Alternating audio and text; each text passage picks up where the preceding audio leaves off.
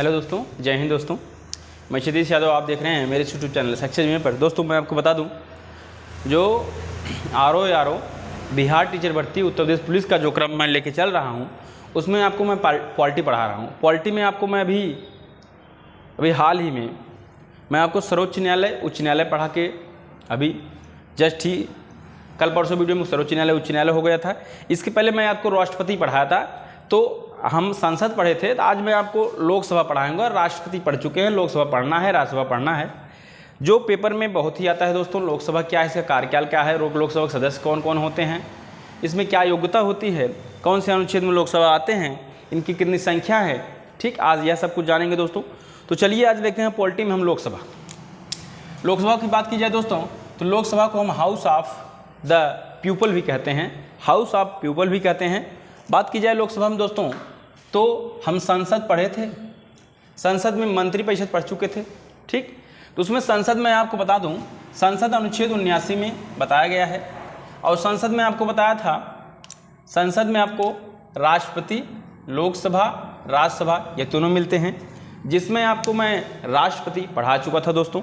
तो राष्ट्रपति पढ़ा चुका था। तो राष्ट्रपति अनुच्छेद की बात की जाए तो यह अनुच्छेद 52 में, लोकसभा अनुच्छेद 51 में, राज्यसभा अनुच्छेद 80 में। तो यह है हम आज दोस्तों पढ़ेंगे लोकसभा को पूछा जाए, बताइए लोकसभा कौन से अनुच्छेद में, संविधान के कौन से अनुच्छेद में है। तो यहाँ हमारा 81 अनुच्छेद 81 में हमारे लोकसभा हैं। अब हम जानते हैं लोकसभा और किस नाम से जाना जाता है, इसके बारे में जानेंगे दोस्तों। लोकसभा किस नाम से जाने जाते हैं दोस्तों, चलिए देखते हैं। लोकसभा को हम निम्न सदन, अस्थायी सदन, लोकप्रिय सदन, जनता सदन, यह 4 नामों से जानते हैं कि यह एक अस्थायी सदन है, निम्न सदन है, लोकप्रिय सदन है, जनता सदन है। अस्थायी यह सदन है दोस्तों क्योंकि यह विघटित होता रहता है। निम्न सदन है यह कि छोटा है। ठीक, लोकप्रिय सदन है, जनता का सदन है, इसमें जनता रहते हैं, इसमें ये पसंद करते हैं। ठीक, तो इसलिए लोकसभा के अन्य नाम यही सब हैं। ठीक, अब हम देखेंगे दोस्तों लोकसभा की संरचना। लोकसभा की संरचना की बात की जाए दोस्तों, तो लोकसभा संरचना में कि इसकी संख्या बात की जाए 550 प्लस 2 जो अनुच्छेद 331 में वर्णन है, यानी अधिकतम कुल सीटों, यानी लोकसभा में अधिकतम कुल सीट पूछा जाए दोस्तों, तो यह कुल सीट अधिकतम 552 है, जो इस समय दोस्तों 550 ही है। क्योंकि जो आंग्ल भारतीय 2 आंग्ल भारतीय यह आते हैं, सदस्य मनोनीत किए जाते हैं, या राष्ट्रपति द्वारा 2 आंग्ल भारतीय मनोनीत किए जाते हैं, जो यह पद हटा दिया गया है संविधान संशोधन 104वां संविधान संशोधन से यह 2 आंग्ल भारतीयों को हटा दिया गया है अब। ठीक, तो अब अधिकतम संख्या हो गई है 550, यह आप तो जानते रहिए। ठीक, और बात की जाए दोस्तों, यह 550 में से जिसमें 530 हमारे राज्य से आते हैं और 20 जो है केंद्र शासित प्रदेश से आते हैं। ठीक, तब चुनाव कितने पे होता है, अधिकतम कितना माना जाता है दोस्तों, तो ध्यान दीजिए, यह 530 तो हमारे जनता द्वारा राज्य से मिलते हैं, और जो 20 केंद्र शासित प्रदेशों में से है, इसमें से 13 ही आते हैं, और यह 530 13 हो गया, यह तो हमारे 543 संख्याओं पर चुनाव होता है। और यह जो 2 है यह हटा दिया गया है दोस्तों, तो 543 जो है इस पे ही चुनाव होता है, अधिकतम 543 पे ही चुनाव होता है दोस्तों। बात की जाए फिर आपको मैं बता दूं, संरचना में 550 सीट होता है, इसमें 2 आंग्ल भारतीय थे जो 104वां संविधान संशोधन हटा दिया गया है, अधिकतम 550 हो गए हैं, जो अधिकतम 552 था दोस्तों, जिसमें 530 राज्य से, 2 केंद्र शासित प्रदेश से, जिसमें 530 यह राज्यों से आते हैं, लेकिन 20 में से 13 ही आते हैं, जो मिला के 543 हो जाते हैं। यह इसकी अधिकतम संख्या है दोस्तों, इस पे ही चुनाव होता है। अब हम आ जाते हैं लोकसभा में सदस्यों का चयन। लोकसभा में सदस्यों का चयन किस तरह से होता है यह भी जानेंगे। तो लोकसभा में सदस्यों का चयन की बात की जाए तो दोस्तों यह प्रत्यक्ष रूप से सार्वभौमिक मताधिकार 18+। पहली बात, प्रत्यक्ष रूप मतलब यह सीधे चुने जाते हैं, सार्वभौमिक मतलब सबके मत के द्वारा जो 18 साल के ऊपर हैं वह एक वोट यानी मत देते हैं अपना, मैं किसको चुन रहा हूँ, सार्वभौमिक मताधिकार से। और बात की जाए चयन, इसको कहा जाता है first of the post system. First of the post system क्या है दोस्तों? First of the post system यह है जो मताधिकार पढ़ रहे हैं उसमें जो सबसे आगे आ जाए, जो सबसे अधिक वोट पा जाए, वही होता है फर्स्ट ऑफ द पोस्ट। यह बिहार टीचर भर्ती में पूछा गया है कि फर्स्ट ऑफ द पोस्ट कौन से देश में लागू है? ये हमारे भारत में लागू है। फर्स्ट ऑफ द पोस्ट के माध्यम से ही लोकसभा का चयन होता है। इसमें जो सबसे अधिक वोट पा जाएगा वो, यह नहीं है कि 25% पाना है कि 30% पाना है, यह सब नहीं इसमें है। इसमें है जो सबसे अधिक यानी आगे रहेगा वही इसका विजेता रहेगा, इसका सदस्य होगा। तो अब आते हैं लोकसभा सदस्य की योग्यता। लोकसभा सदस्य की योग्यता क्या है दोस्तों, जानेंगे। तो लोकसभा सदस्य में पहले तो भारत का यह नागरिक हो, भारत का नागरिक होना चाहिए, ठीक। 25 वर्ष की आयु पूरा कर चुका हो, 25 वर्ष की जो आयु होती है वह पूरा कर चुका हो दोस्तों। उसके बाद लाभ के पद पर ना हो। लाभ के पद का मतलब आप समझते हैं दोस्तों कि सरकारी कोई जॉब न करता हो, यही होता है लाभ के पद। तो लाभ के पद पर ना हो और मानसिक रूप से स्वस्थ हो, यानी मानसिक रूप से पागल दिवालिया ना हो। तो यह योग्यता होती है हमारे लोकसभा सदस्य की, ठीक। भारत नागरिक 25 वर्ष की आयु पूरा कर चुका हो, लाभ के पद पर ना हो और मानसिक रूप से स्वस्थ, ठीक। अब आता है लोकसभा का कार्यकाल। कार्यकाल माना जाए तो 5 वर्ष होता है दोस्तों। कार्यकाल माना जाए तो 5 वर्ष होता है, लेकिन अगर बहुमत खो देने पर यह पहले ही विघटित हो जाता है। बहुमत खो देने पर यह पहले, जैसे 5 साल कार्यकाल होता है, लेकिन बहुमत मतलब जिसमें लोकसभा के सदस्य अगर हट जाएं तो यह पहले ही 5 साल पहले ही विघटित हो जाता है, ठीक। अनुच्छेद 85 में यह बताया गया है 5 वर्ष पूर्व ही राष्ट्रपति प्रधानमंत्री के कहने पर इसे विघटित कर सकता है।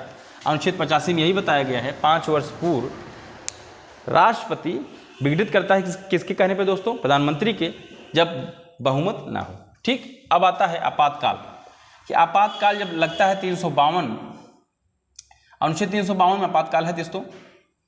352 से लेकर 360 तक आपातकाल है। 352 का आपातकाल जो राष्ट्रीय आपातकाल है, उस समय होने पर लोकसभा कार्यकाल 1 साल के लिए बढ़ा दिया जाता है। जब कभी आपातकाल लगता है तो जो लोकसभा का कार्यकाल होता है दोस्तों वह 1 साल के लिए बढ़ा दिया जाता है, ठीक। अब मैं आपको बता दूं, जब 42वां संविधान संशोधन हुआ था 1976 में, 1976 उस समय इंदिरा गांधी प्रधानमंत्री थी, तो उन्होंने लोकसभा का जो कार्यकाल था दोस्तों, कार्यकाल यह 6 वर्ष कर दिए थे। कितना? 6 वर्ष। लेकिन उसके बाद 44वां संविधान संशोधन होता है 78 में, इसमें फिर दोबारा 6 से 5 वर्ष कर दिया गया इनका कार्यकाल। तो कार्यकाल 42वां संविधान संशोधन लोकसभा में हो गया था 6 साल, उसके बाद 44वां में 5 साल हो गया, ठीक। अब बात की जाए चयन। लोकसभा 2 अध्यक्ष होते हैं दोस्तों। लोकसभा अध्यक्ष का चयन किस तरह से होता है? तो लोकसभा के सदस्यों द्वारा ही लोकसभा अध्यक्ष का चुनाव होता है। जो लोकसभा के सदस्य हैं उसी में से एक लोकसभा अध्यक्ष चुनते हैं। लोकसभा सदस्यों द्वारा ही लोकसभा अध्यक्ष का चुनाव होता है। अब आता है दोस्तों शक्तियाँ। लोकसभा के जो अध्यक्ष हैं इनके शक्तियाँ क्या है? शक्तियाँ की बात की जाए दोस्तों, अनुच्छेद 110 धन विधेयक, अनुच्छेद 110 धन विधेयक, जो धन विधेयक है यह पहले हमारे लोकसभा में ही पारित होता है। उसके बाद वह 14 दिन के बाद हमारे राज्यसभा में पारित होता है। 14 दिन तक राज्यसभा इस पर बहस करता है। उसके बाद यह फिर लोकसभा के पास भेज देता है, अगर ठीक ठाक हो। अगर ना भी ठीक हो, अगर ना भेजे तो यह धन विधेयक अपने आप पारित हो जाता है। यानी कहने का मतलब धन विधेयक का मेन कहाँ है? यानी लोकसभा में। यानी लोकसभा में ही इसका, लोकसभा में पहले ही पारित होता है हमारा धन विधेयक। बात की जाए फिर अनुच्छेद 108। अनुच्छेद 108 में संयुक्त अधिवेशन हमारे राष्ट्रपति बुलाते हैं, जिसकी अध्यक्षता कौन करता है? हमारे लोकसभा अध्यक्ष। लोकसभा अध्यक्ष इसकी अध्यक्षता करते हैं। लोकसभा के अध्यक्ष, जो लोकसभा के अध्यक्ष हैं, इसकी अध्यक्षता यानी संयुक्त जो अधिवेशन बुलाया जाता है दोस्तों, कौन बुलाते हैं? हमारे राष्ट्रपति बुलाते हैं। लेकिन अध्यक्षता कौन करता है? लोकसभा का अध्यक्ष, ठीक। निर्णायक मत पे क्या बात हो रही है? इससे कहने का मतलब है कहीं पे बहुमत बराबर ना होने पर, बहुमत बराबर ना होने पर, ठीक। जैसे 2 पार्टियों में वोट पड़ा जिसमें बहुमत बराबर ना हो लोकसभा में, तो लोकसभा जो अध्यक्ष होता है, लोकसभा अध्यक्ष अपना वोट देकर वह बहुमत, वह निर्णायक मत कर देता है कि जिसकी तरफ लोकसभा अध्यक्ष छोड़ देगा उसी की तरफ निर्णायक मत होगा बराबर होने पर। बहुमत बराबर ना होने पर, जहाँ पे लोकसभा बराबर, जब बहुमत बराबर होने पर जब कहीं पे बराबर हो जाता, होने पर नहीं दोस्तों, जब कहीं पे बराबर, जैसे इधर 20 है तो इधर 20 है, तो जिस तरफ लोकसभा अध्यक्ष छोड़ दे देगा वही अध्यक्ष माना जाएगा। ठीक। त्यागपत्र, ध्यान दीजिए, यह त्यागपत्र अपने लोकसभा के उपाध्यक्ष को देता है और उपाध्यक्ष अध्यक्ष को देता है। ध्यान दीजिए, जैसे राष्ट्रपति उपराष्ट्रपति को, उपराष्ट्रपति राष्ट्रपति को, उसी तरह लोकसभा का अध्यक्ष उपाध्यक्ष को और उपाध्यक्ष अध्यक्ष को देता है। ठीक।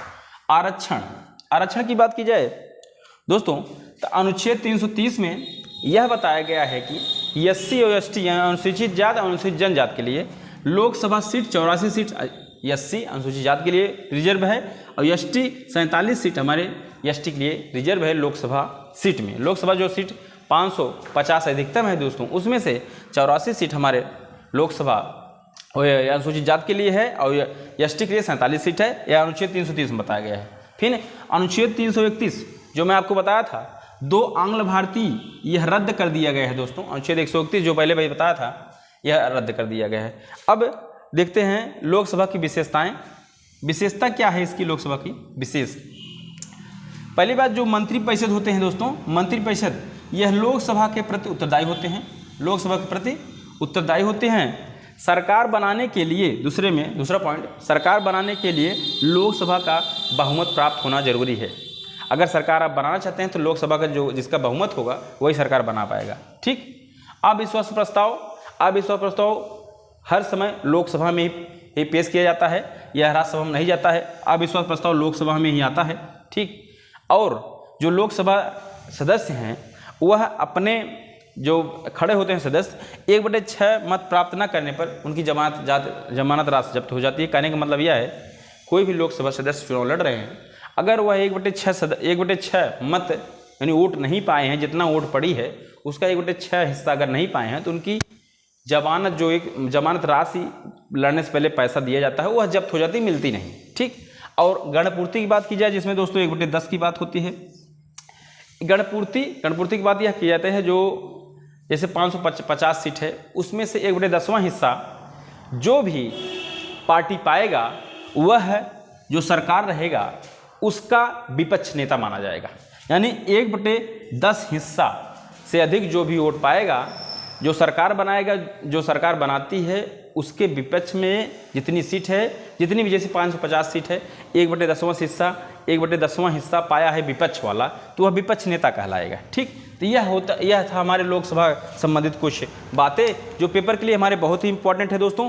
हर पेपर में लोकसभा क्वेश्चन कभी काल पूछ देता है, बताइए लोकसभा कौन से अनुच्छेद में है, लोकसभा कार्यकाल बताइए, कितने सदस्य हैं, कितना अधिकतम सीट है, इनकी कौन चुनता है, इनका योग्यता क्या है, यह धन विधेयक कहाँ पारित होता है, संयुक्त अधिवेशन की अध्यक्षता कौन करता है, कि लोकसभा में एससी सीट आरक्षण कितना है, एसटी सीट आरक्षण कितना है, यह सब क्वेश्चन बनते हैं दोस्तों, जो आज यहाँ पे आपको क्लियर हो गए होंगे।